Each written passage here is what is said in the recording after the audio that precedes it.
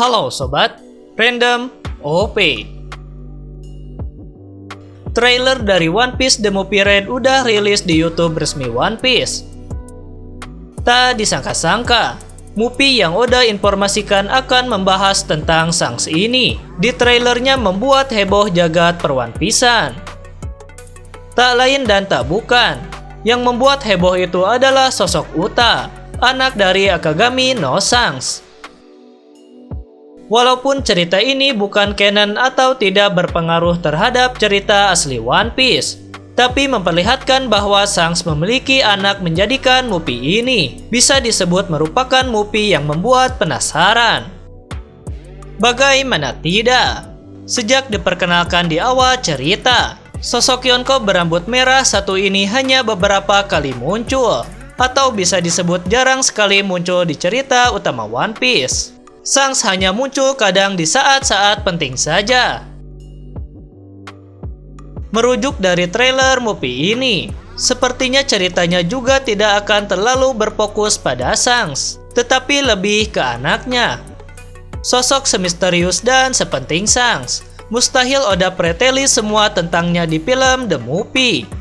Karena jika itu benar-benar terjadi akan merusak jalan cerita utama One Piece yang sejak lama memendam seluk-beluk tentang Shanks.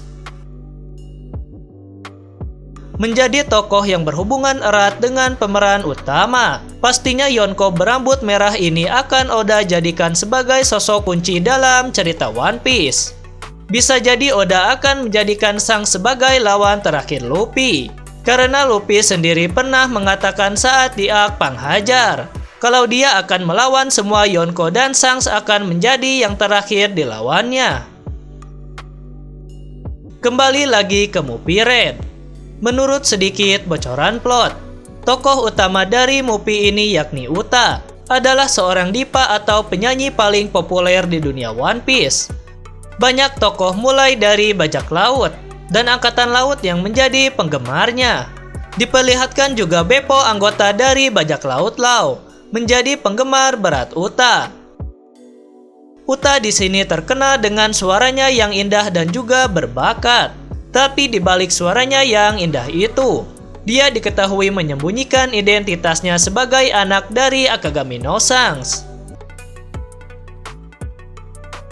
Walaupun sorotan utama tokoh di sini adalah Shanks dan putrinya, tapi Oda tidak lupa melibatkan tokoh utama di sini, yakni Luffy sebagai seseorang yang akan menyelamatkan Uta.